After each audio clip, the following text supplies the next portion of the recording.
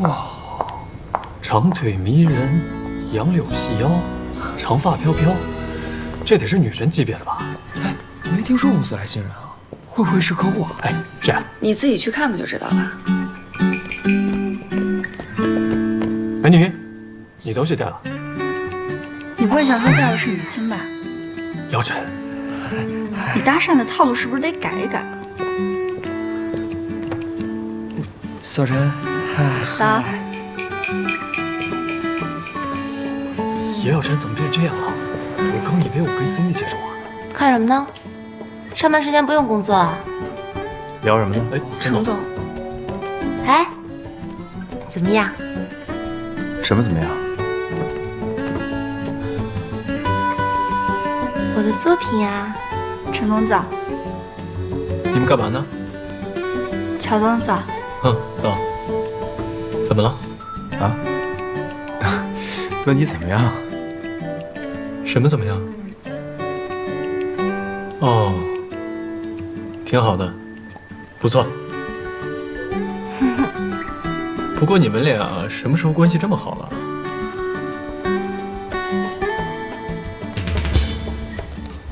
我们是上下级关系，有什么好坏之分吗？我这样对他只是因为为我们公司的形象考虑。哦，有问题吗？哎，问你呢，觉得怎么样？有没有什么问题？啊，不错，不错。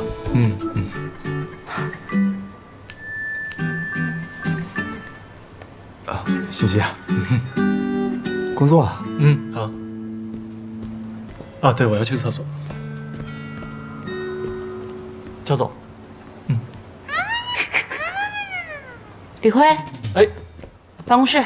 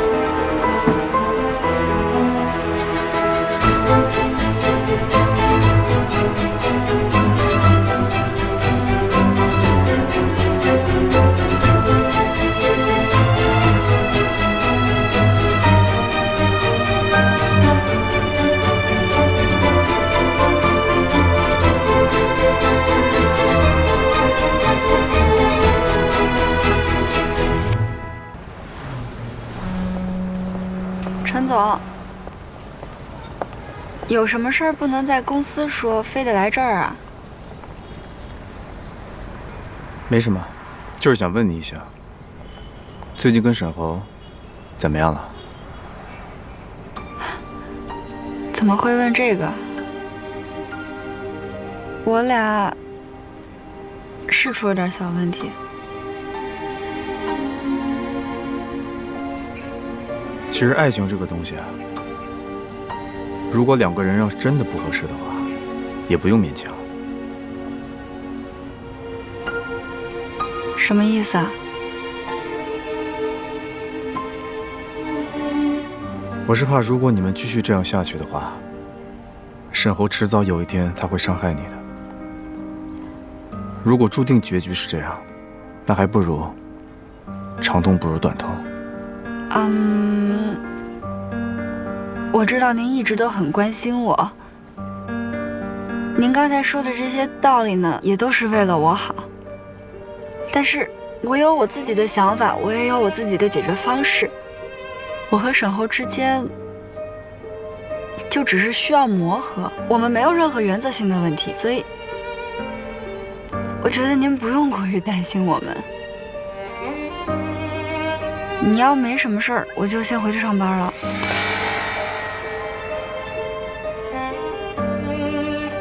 那要是有呢？有什么？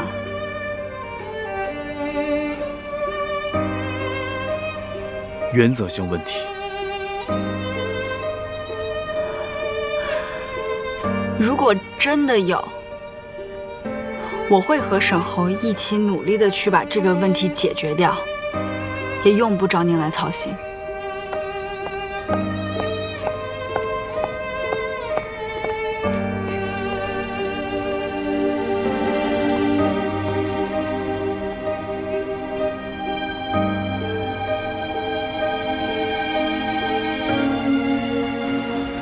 请。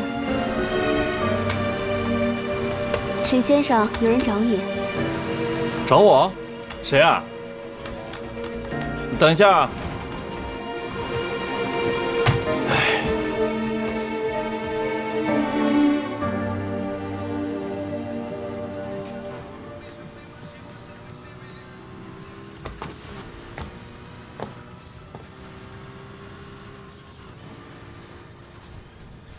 过来坐。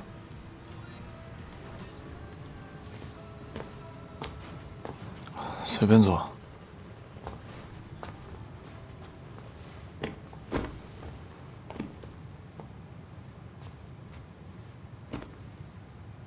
这半个月，你还好吗？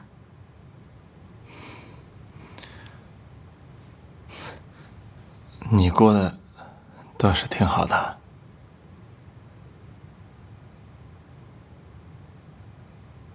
对不起。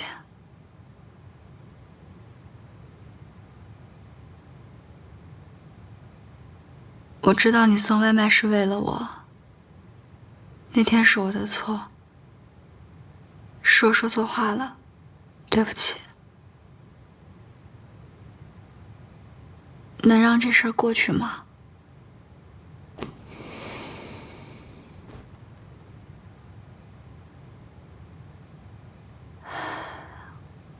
我算了一下，我的工资每个月除去要还陈志远的钱，剩下的如果节约点是够咱俩的日常开销了。你的工作可以慢慢再找，但是我不希望你再做这么辛苦的工作了，可以吗？沈侯，我需要你不是因为你多能吃苦多能赚钱，是因为和你在一起的时候我非常开心，我非常快乐，我不能没有你。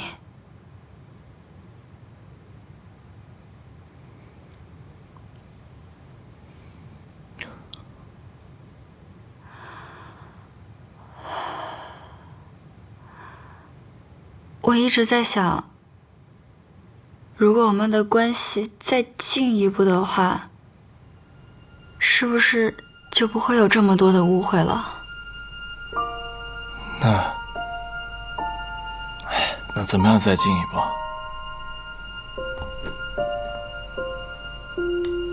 你不是跟我说你想结婚吗？你是认真的吗？我其实已经把户口本拿出来了，我只是一直没告诉你。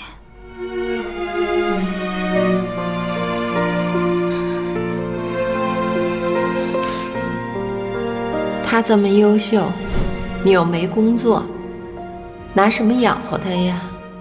我肯定会找一个很好的工作，我一定会把您还有小小照顾得好好的，你妈就绝对不会再问别人借钱了。我可以的。对不起，小小，我不能跟你结婚。不是我不想，是你现在看看我，我现在这样落魄的样子，我怎么跟你结婚？我拿什么跟你妈保证？我能给你幸福吗？我可以什么都不要。可是我要，我是个男人，我要赚钱，我要让你过上更好的生活，我让你不再开口向别的男人借钱。我要正大光明的把你带到我爸妈面前，告诉他们，可以养活你，而不是像你现在这样，依然这种想法、这种语气告诉我，你可以什么都不要。所以你不想结婚？我想，我太想了，可是我现在不能。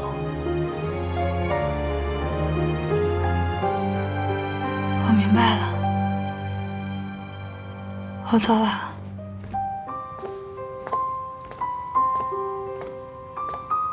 小小，对不起，你能不能再多给我一些时间？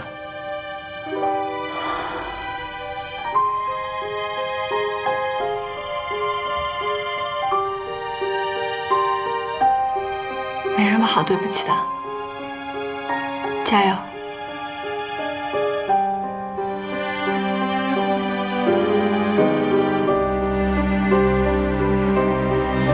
加油！加油！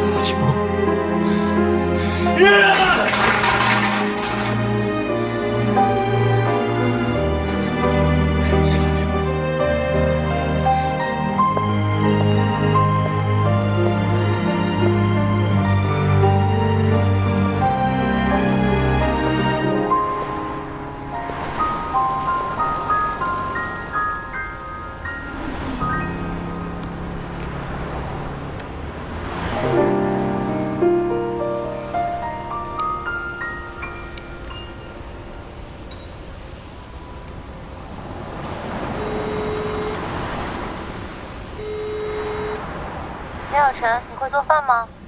我会啊。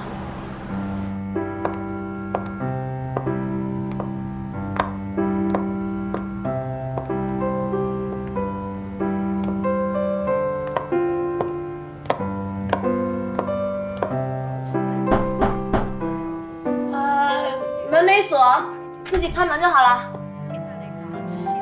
谢谢姐。门口有拖鞋，自己换。阿姨这几天病了，有点乱。哟，你什么糊了呀？啊，有味儿啊？嗯，我面糊了，我刚到了。我感觉我跟厨房的关系好像总是处理不好。你需要我帮你吗？这样，你先尝尝我煎的牛排。哎呀，你是要我帮你试毒吗？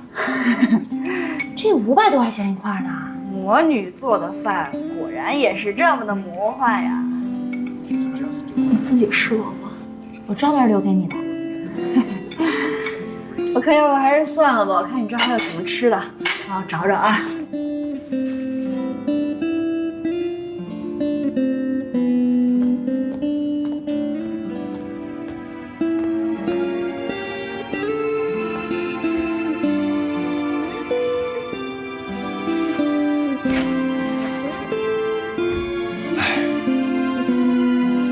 小陈来了。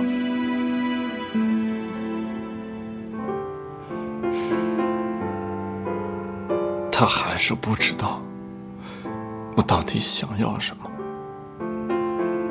我在这段感情里，我已经很努力了，我也在拼命的为他改变。可是为什么我看不到希望？我不是不想结婚，我只是不想一无所有的跟他结婚。你明白我的？不是，我明白。你等会儿，他刚才来这儿是跟你求婚的。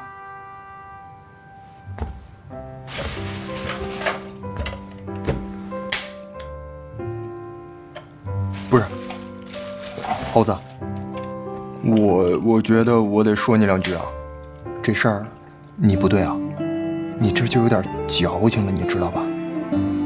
他能跟你结婚，就证明他对你是认真的，你这就叫身在福中不知福了。你知道我有多羡慕你吗？别说求婚，魏彤就是能答应跟我在一块儿。喝酒。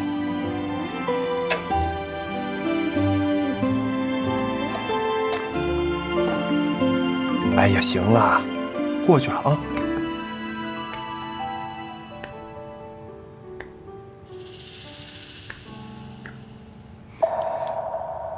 这不小陈吗？那男的是？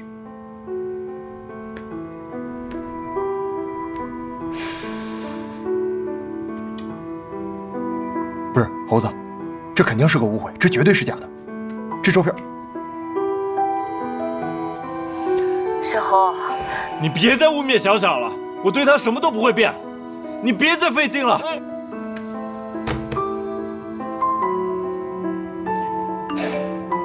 烦不烦啊？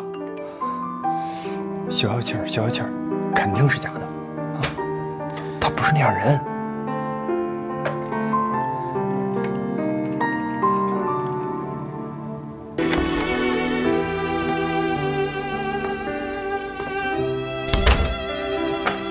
你回来了，你没吃饭吧？我给你弄吃的去。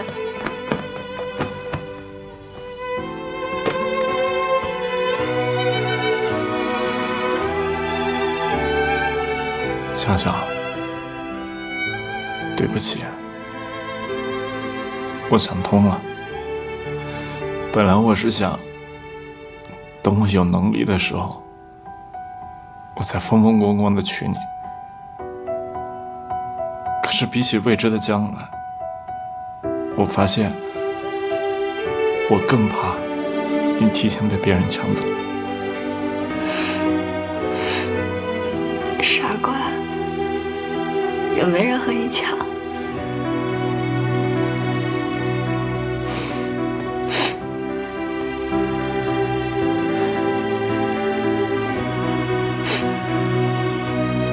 不哭，哭了就不漂亮了。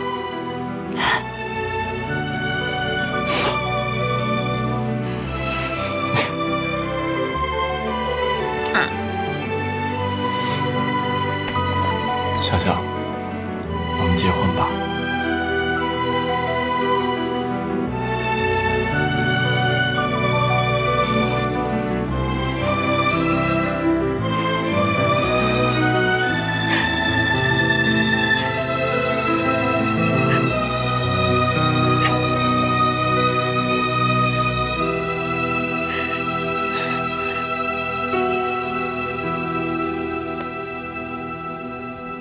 行业渐受风头追捧。据统计，上半年国内电子商务企业已经完成23笔融资交易，总融资规模达到3.3亿美元。而在请假了没？不会不记得下午要去干嘛吧？总融资金额达3.37亿美元。6月份，共有9家企业宣布获得风投，总规模超过1亿美元，为电子商务行业融资史上最活跃的月份。企业掀起自建物流风，物流体系已经成为限制电子商务发展的瓶颈。货不对版，难以验货后付款，已成为网络购物的致命伤。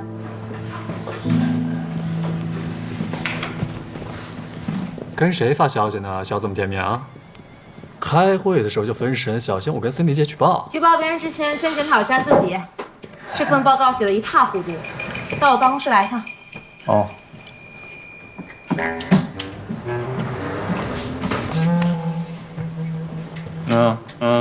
喂，沈总的文件你帮我给他吧。希望我出来的时候还能再见到你们。加油，加油！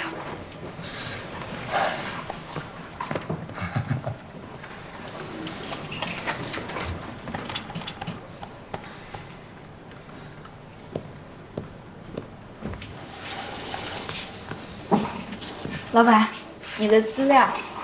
好，放那吧。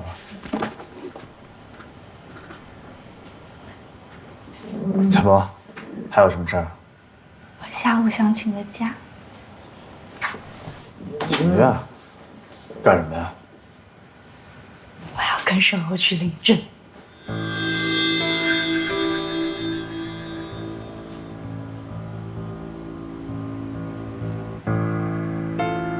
怎么了？不行吗？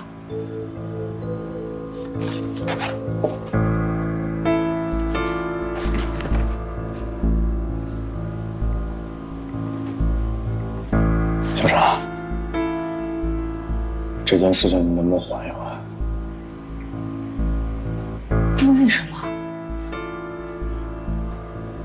有些事情我需要去确认。我结婚，你要确认？不是，你要确认什么呀？你这人怎么管闲事管得那么宽啊？反正我不管，你就算我旷工，扣我工资就行。杨小婵，你能不能就听我这一次？就这一次。不能。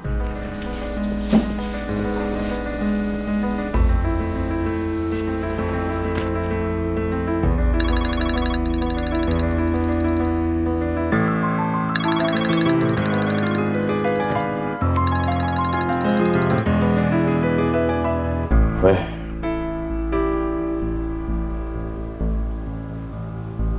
好，那就周五下午。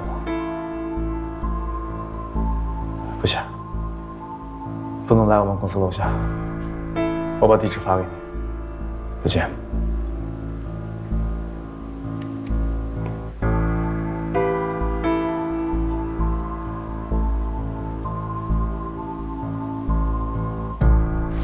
你好。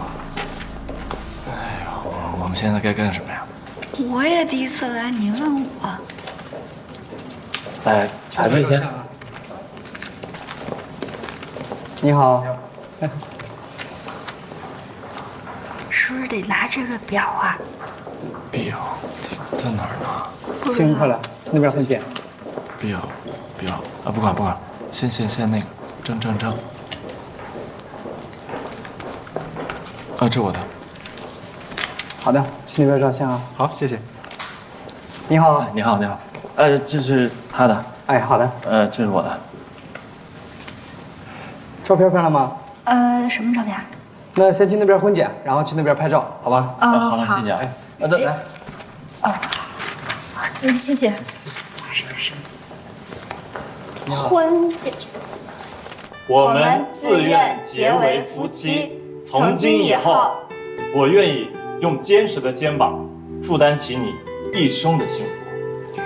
我愿意用一生的柔情构筑起你爱情的港湾。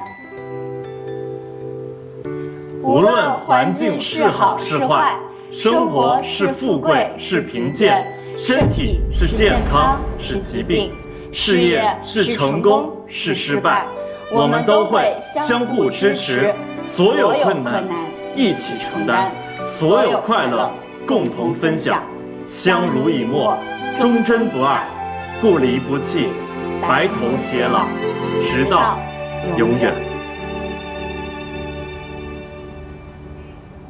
小小，今天是我们结婚的第一天。虽然这个蛋糕有点土，有点小，那你就将就一下。等我以后自己赚了大钱，我一定给你准备一个最难忘、最浪漫的婚礼。到时候把雨神、魏头，所有人都叫上。到时候我再定制一个10米高的大蛋糕。10米高得怎么切？你是让我站在你肩上往下咔的切吗？那好像也不够啊。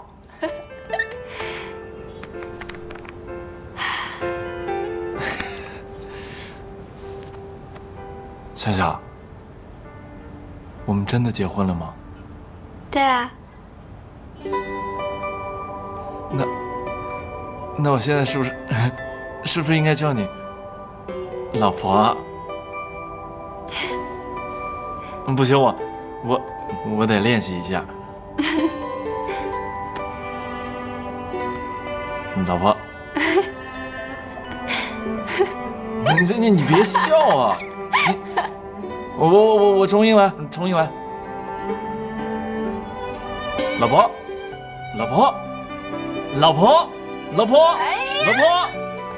我们结婚了！我们结婚了！我现在是他的人了！我们结婚了！我们在一起了！我们结婚了！喊什么喊啊！结了婚赶紧回家！架，别在这儿吵。结婚了还不让喊？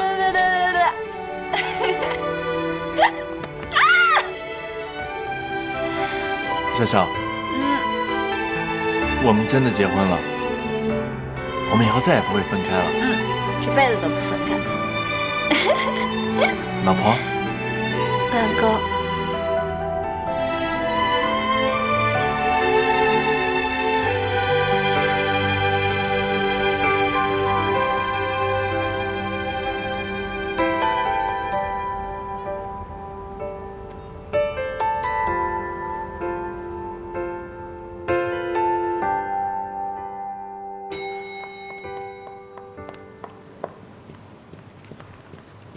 接下来我会对对不起，对不起，我迟到了，对不起。好，没关系，坐吧，下不为例啊。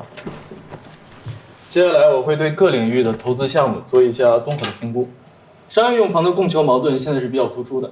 其实，在前几年经济过热的时候，商业用房还是比较畅销的。但是随着国家宏观调控政策的实施，这几年处于下降的趋势。但是商业用房的住房面积又不断增加，就加剧了这种供求关系的矛盾。所以我建议，我们的项目重心应该从房地产行业转向于新兴的互联网金融行业。好，就这些。你还有要补充的吗？没有，挺好的。好，那就散会吧。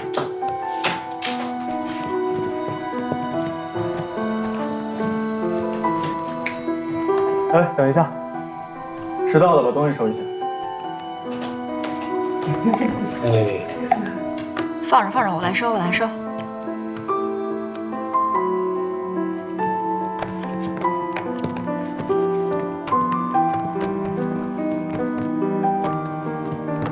哎，潘娜，程总下午什么安排啊？程总，我看一下哈。下午2点，爱因斯坦咖啡厅，深思集团董事长。哦，谢谢。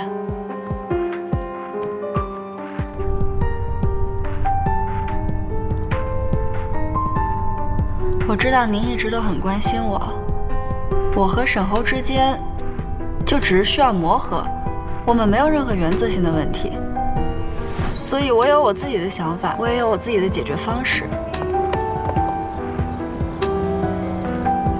那要是有呢？有什么？原则性问题。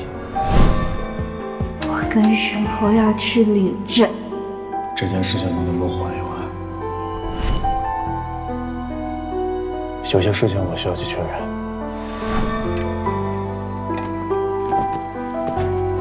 哎，问一百问。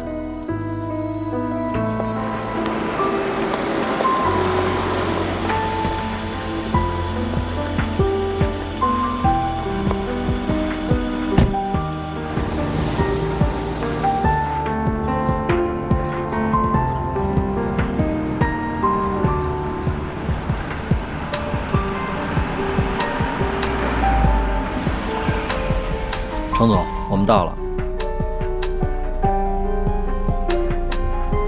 程总，哎，老李，半个小时之后来接我。好。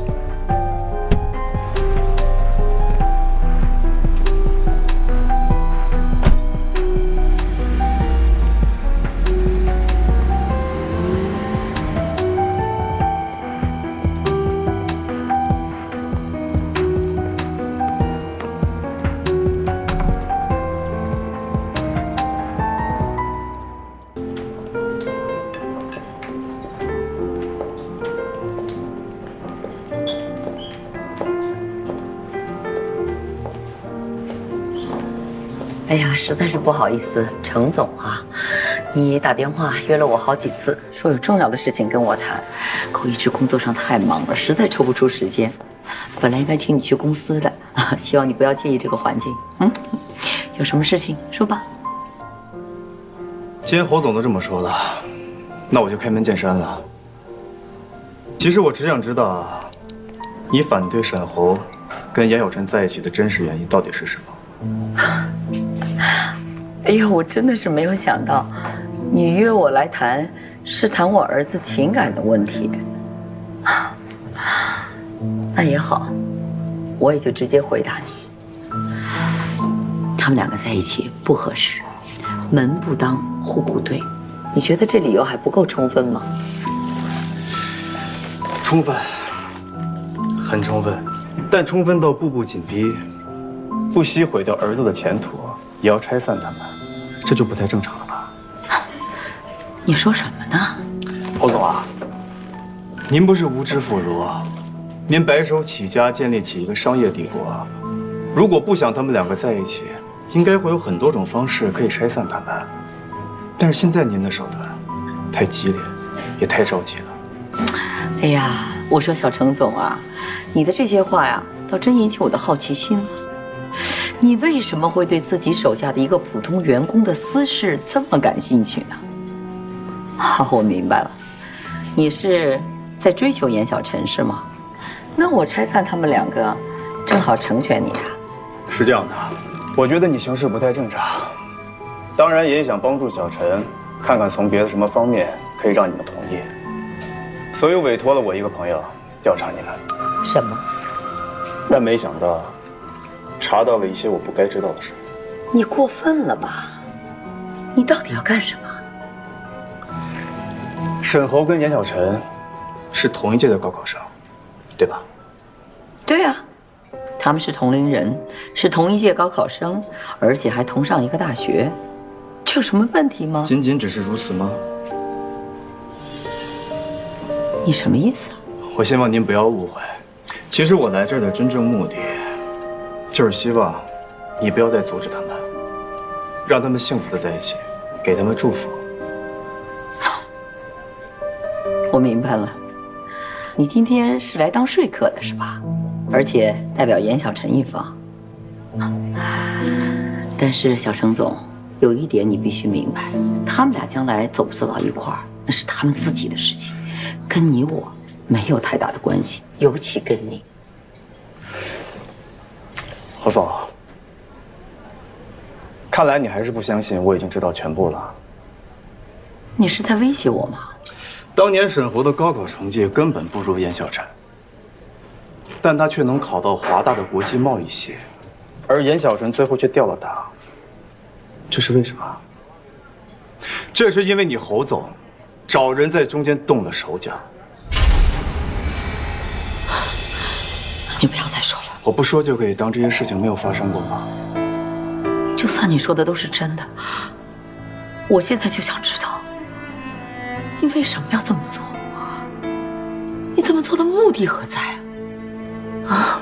严格意义上来讲，严小晨是破格录取的，因为他的分数和志愿没有任何问题，就算被顶了名额，查下去，学校也只会让他入学。接下来发生的事情，还让我继续说下去吗？接下来的事情，我告诉你吧。我当年托人找了招生处的老师，希望找一个人跟沈侯调换一下专业，可是不晓得怎么搞的，阴差阳错出了岔子，怎么就让严小晨调档了呢？更离谱的是，他的爸爸不依不饶，执意要找学校讨个说法，结果没想到路上出了车祸。我就是想不明白，真是造物弄人呐！为什么偏偏到现在，让严小晨跟我儿子走到了一块儿？沈侯知道当年发生的事吗？不，他不知道，他什么都不知道。我相信严小晨和他母亲是绝对不会原谅我们沈家的，所以你明白吧？为什么到现在我想尽办法就是要阻止他们两个在一起？我就怕日后万一他们生活在一起，早晚他们会知道事情的真相，那怎么办？两个人非痛苦死不可。与其那样的话，长痛不如短痛，还不如让他们现在就分开。我已经无意当中对他们家造成一次伤害，我不想让他们母女两个再受第二次折磨，我的心情你能理解吗？我情愿做恶人，我情愿牺牲我儿子的幸福，我情愿让我儿子恨我，我都不能让他们在一起，你明白吗？您说的我都明白，但现在已经晚了。他们不会因为你的阻拦而分开，不光是您，任何人都不行。为什么？因为他们结婚了。不可能，这是不可能。看来我猜的没错，沈侯是瞒着你，跟小陈秘密登记结婚的。总而言之，现在不管是我对小陈，还是您对沈侯，我们能做的就是什么都不要说，也不要刻意阻拦，否则我能被你的行为逼着去查明真相，他们也一定可以。现在我们唯一能做的，就是把这个秘密封存下去。只要永远不让他们两个人知道，就不会有事。但愿如此吧。我已经都知道了。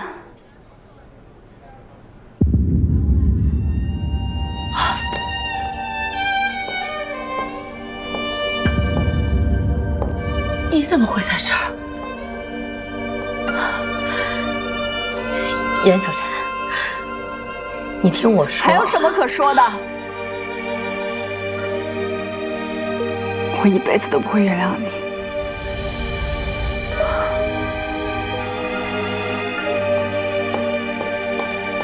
严小晨。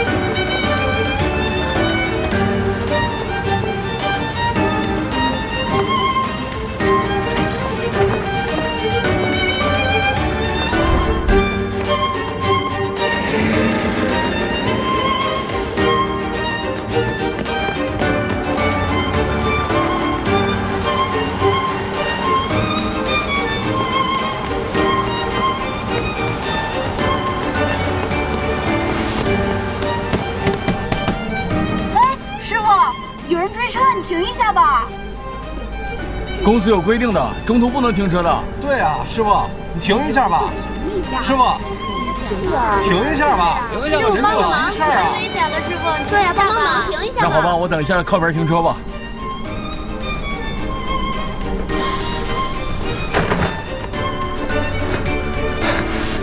是，谢谢。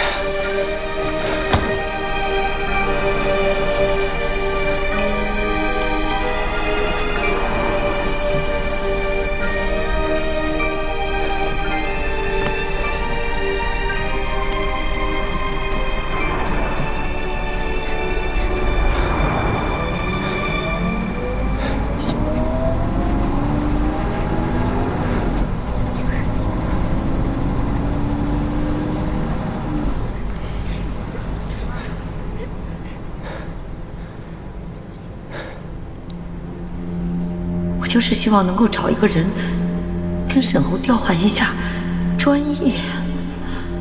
可是不晓得怎么搞的，阴差阳错出了岔子，怎么就让严小晨调档了呢？更离谱的是，他的爸爸不依不饶，执意要找学校讨个说法。小小，爸爸一定让你读你喜欢的学校，做你喜欢做的事儿。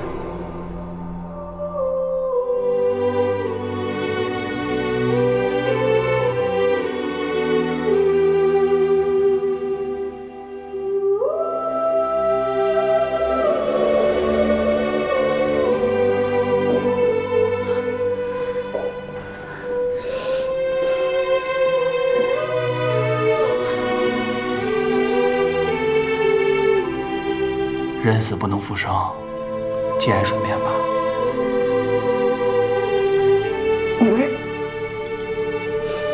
你们是不是搞错了呀？这不是我爸。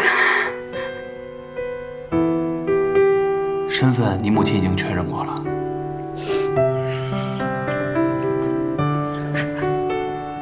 不可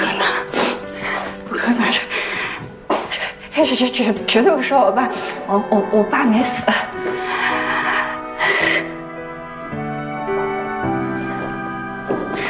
姑娘，你要是想哭就哭出来吧，哭出来舒服一点，啊。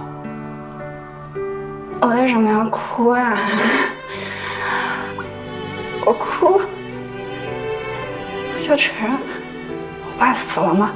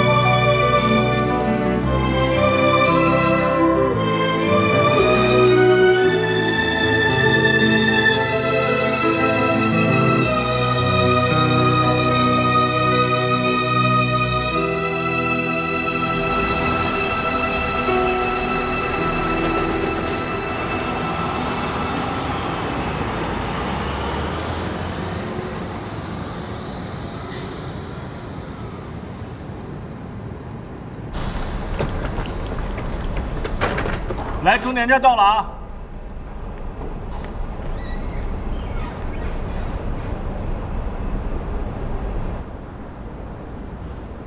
下车吗？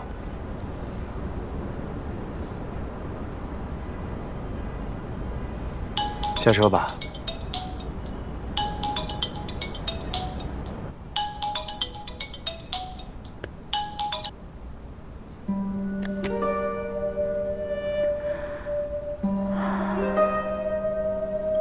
下车吧，司机也需要换班休息。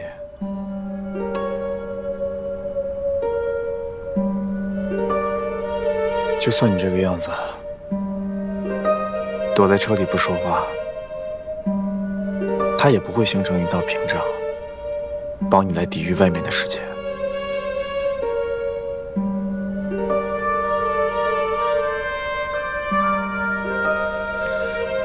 好，既然你不想下去，那我就去跟司机商量一下，看怎么样可以让你一直待在这儿。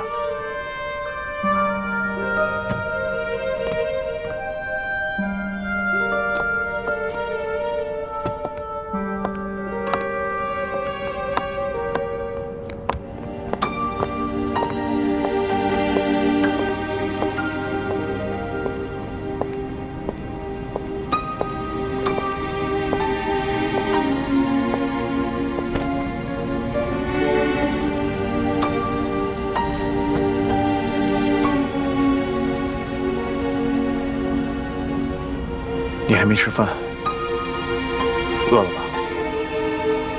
我带你去吃点东西。我给老李打个电话。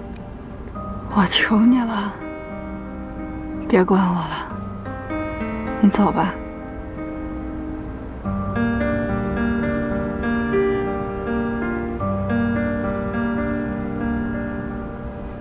不管怎么样，你能开口说话，我就放心多了。刚好这附近也没什么人，你要有什么想说的、想骂的，发泄出来。别憋在心里。你既然已经全都知道了，你为什么还要继续瞒着我？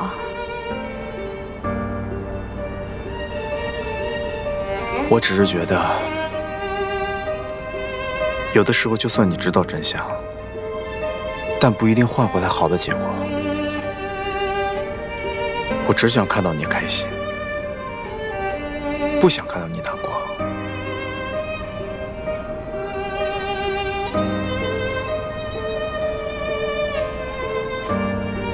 他为什么偏偏选中的是我？就是因为我们家穷，没钱没地位，所以好欺负，对不对？如果不是因为他的自私，我当年根本就不会钓到，我爸根本就不会出意外。是他间接杀害了我爸，他毁了我们一家。而我现在，这可是我在一起，我跟他结婚了，多可笑！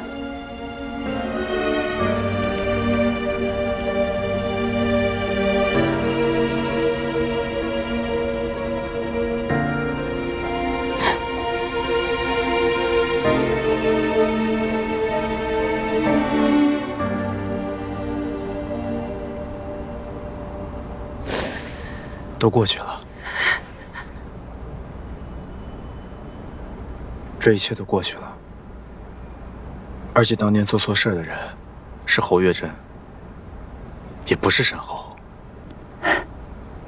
你刚才也都听到了，沈侯他跟你一样，当年只是一个孩子，他什么都不知道。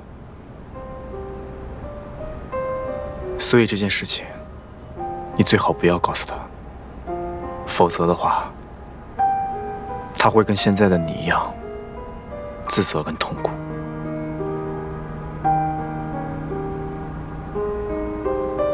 我们一起想想办法。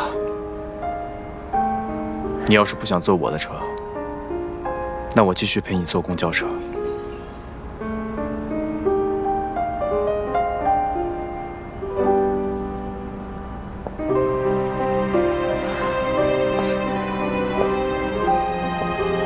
你知道我要去哪儿吗？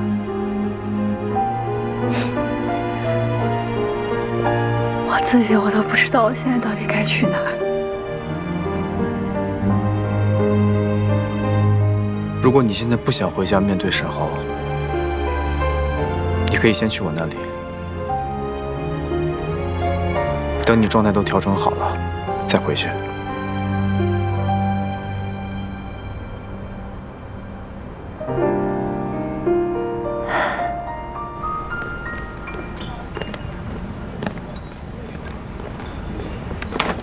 哎呦我去！还我！等会儿，你等会儿。打包这么多啊！你这典型薅公家羊毛，知道吗？占便宜没够。我告诉你，我可是给了钱了，而且哥们儿今天啊，特意做了2道我新学的菜。哎呦，我呸！咱们员工价等于白菜价，你还好意思说自己给钱了，还自己做了2道菜？哪道菜是你买的？哪个菜是你到菜市场自己挑的？我跟你说，你这就是羡慕嫉妒恨。怎么着？来，我给你点温暖的拥抱。你别碰我啊！你走开，你别恶心我。哎呀，他！哎呀，哼！我告诉你啊，面包会有的，爱情也会来的。你的爱情就在来的路上。我的爱情已经走远了。那你拿赛车追他呀？我车开得太猛，坏了我。你等我修好了，重振旗鼓，我就不信了。哎，拿下他！拿下他！我告诉你，咱俩现在已经不一样，你已经结婚了，你是真正的大人，我们在不一样的世界了。那你也加把劲儿啊！加什么劲儿？赶紧走吧，别品了，一会儿菜凉了。我先给他打个电话。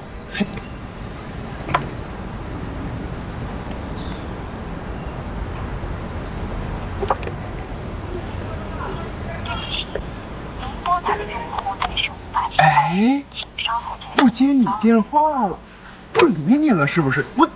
我告诉你，他肯定是在忙。我不跟你说，我走了。哎，你走吧你。慢点骑啊！回去吧。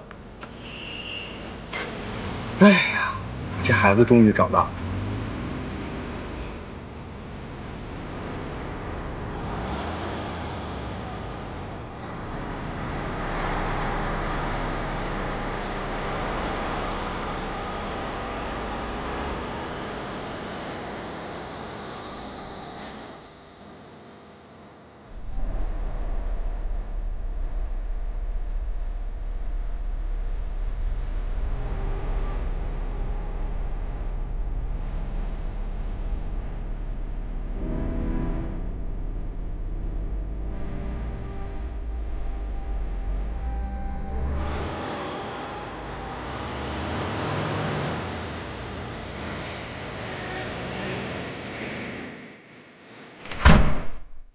小小，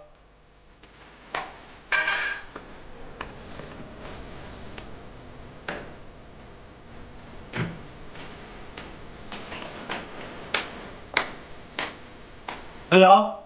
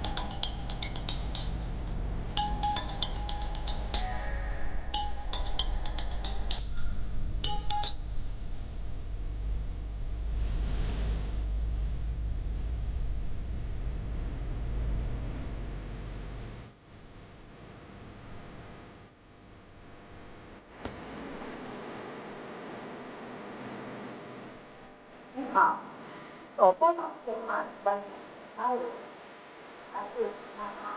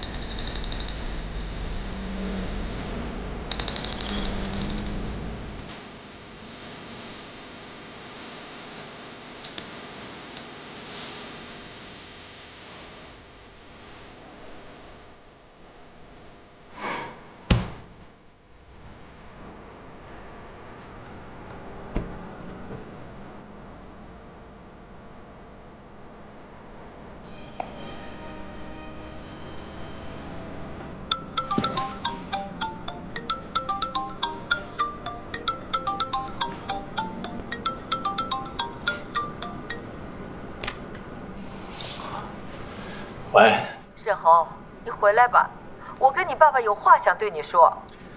我现在在忙，没空。严小晨，他现在和你在一起吗？没有。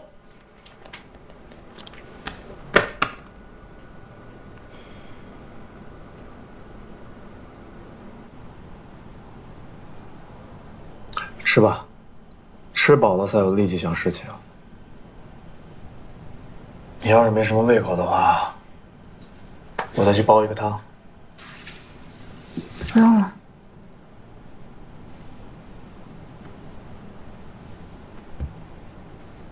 我吃。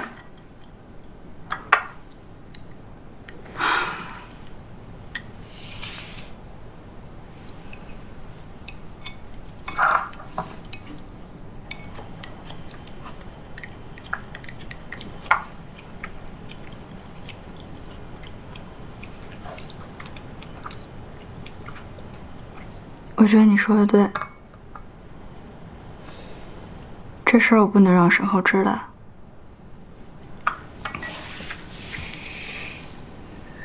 他是无辜的，可是我不知道我该怎么去面对我们今后的婚姻，还有我们的家庭。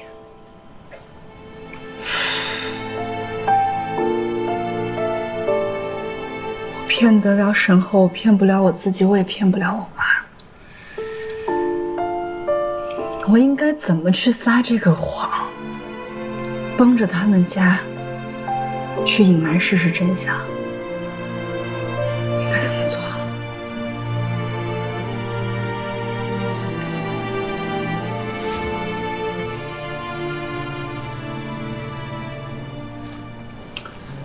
沈浩，接还是不接啊？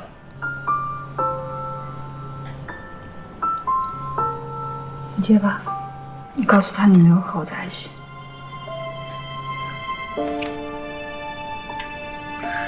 喂，小陈啊，他没有跟我在一起。好，再见。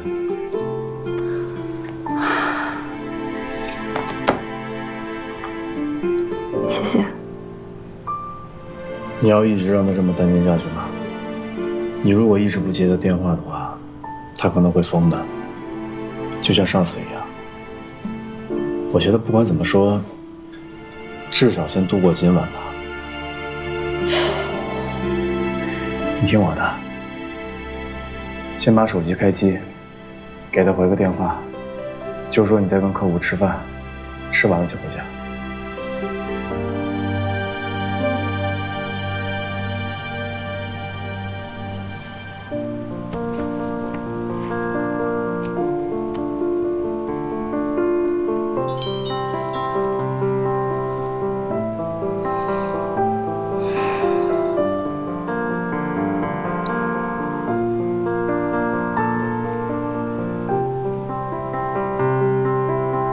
过去。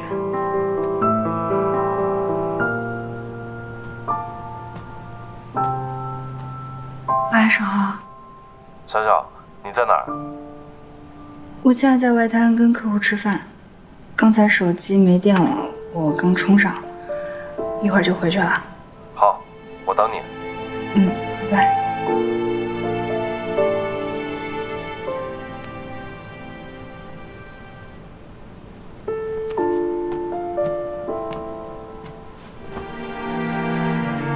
快吃吧，吃完了我送你下去打车。你不吃我都不敢吃的。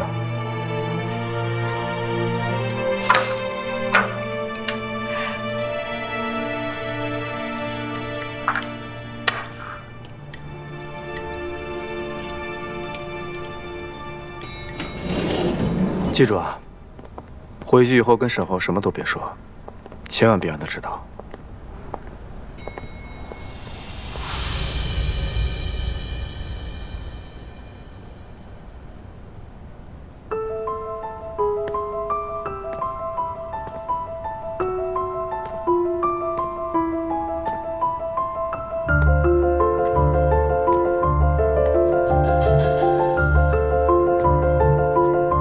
别误会，沈浩，程志远，我告诉你，你听我说，这事跟他一点关系都没有，跟他没关系。外滩，你知不知道？我刚才给你打电话的时候，我就已经在这儿等你了。我多希望刚才从那出来的人根本就不是你。就算我跟小陈聊点私事，不想告诉你，这能说明什么呀？说明什么？世豪，跟他说点事儿。你自己看，啊，这些照片能说明什么？这是我妈之前发给我的，这些加在一块儿能说明什么？你告诉我。我以前告诉我自己，不要什么事情都相信，但是我今天亲眼看到，程志，你知不知道我跟严小晨已经结婚了？她是我老婆，我是她丈夫。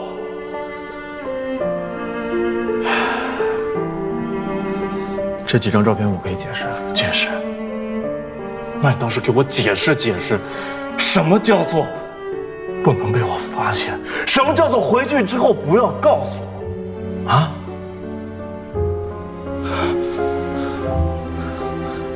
我知道小陈是你的老婆，但好像不是所有的事情都必须要告诉你吧？人都需要隐私的，有些事情知道了对大家都没好处。程志，你不要总是摆出一副比我更加了解小小的样子，你这种样子特别恶心，你知道吗？啊！世豪，还手啊！世豪，我求你，你还手啊！世豪，你敢有本事还手啊！你干嘛？你讲还手！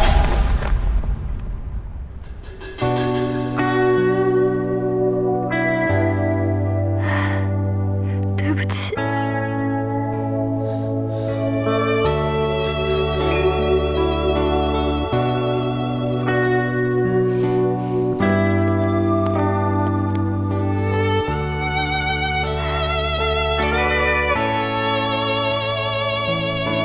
就让我们回家吧。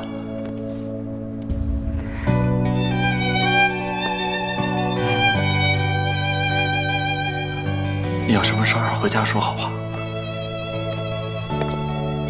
我不回去。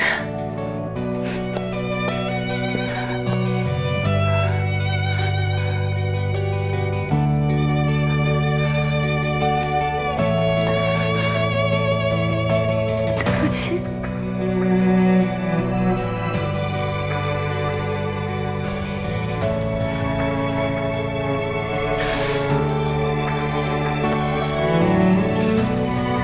这是你家钥匙，行，你不回去，我钱还给你。你那个钱，我不会再还了。